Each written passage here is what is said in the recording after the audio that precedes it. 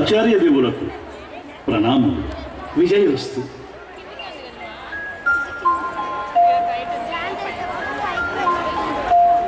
ఆసీనులు కండి.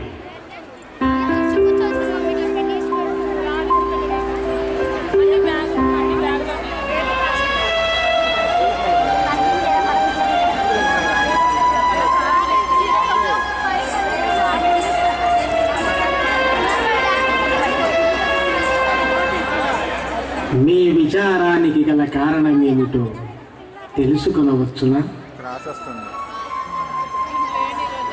స్వామి, సంతానార్థులమే మేము నోచని నోము లేదు, మొక్కని దైవము లేదు, తిరగని పుట్ట లేదు.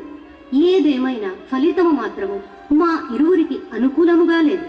మా ఇరువురిపై ఆ దైవానుగ్రహం అంతకంటే లేదు.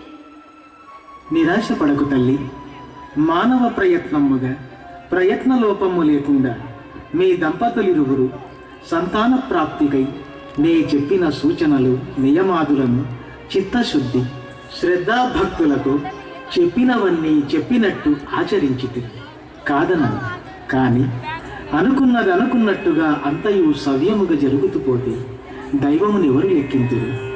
అదియునుగాక సకల చరాచరమైన ఈ జగత్తు అంతయు భగవదేచ్ఛపై ఆధారపడి ఉండునన్న సంగతి మరపరు గదా తల్లి. అయితే ఆ జన్మాంతము మేమిరువురం ఇలా సరిపెట్టుకుని జీవించవలసినదేనా స్వామి? దిగులు పడకు తల్లి.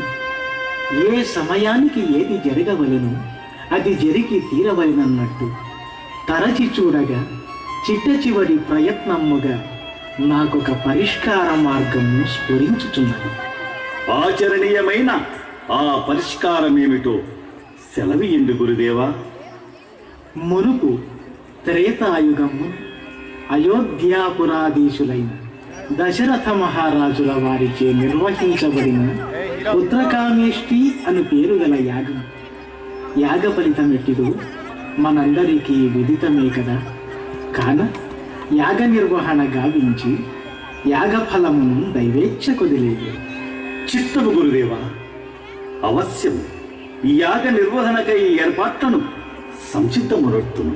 నిర్విఘ్న యజ్ఞ పరిసమాప్తికి మమ్మలను ఆశీర్వదించండి గురుదేవా.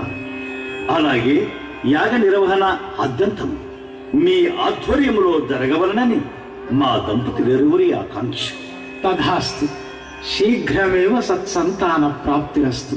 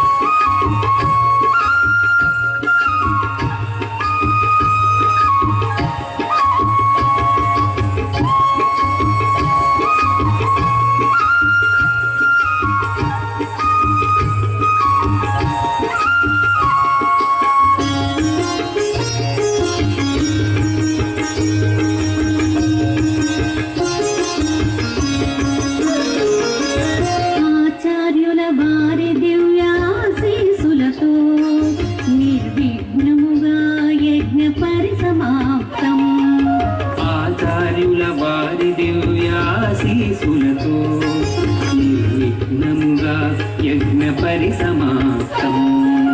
పావకుడు సగిన పాయసాన్నముతో పావకుడు సగిన పాయసాన్నముతో సిద్ధించే యజ్ఞ పరిపూర్ణ పుణ్యఫలం.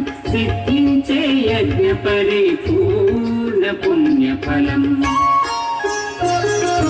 పుత్రకామేష్టి యాగం, ఇది పుత్రకామేష్టి యాగం. పుత్రకామేష్టి యాగం, ఇది పుత్రకామేష్టి యాగం.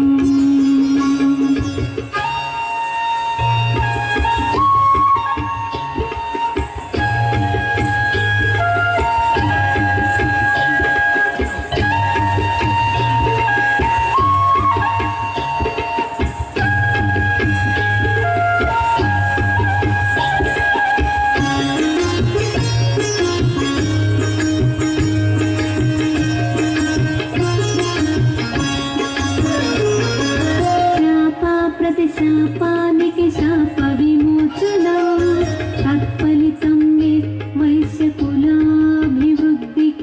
సంకేతం. శాప ప్రతిశాపానికి శాప విమోచనం, తత్ఫలితం వైశ్యకులాభివృద్ధికి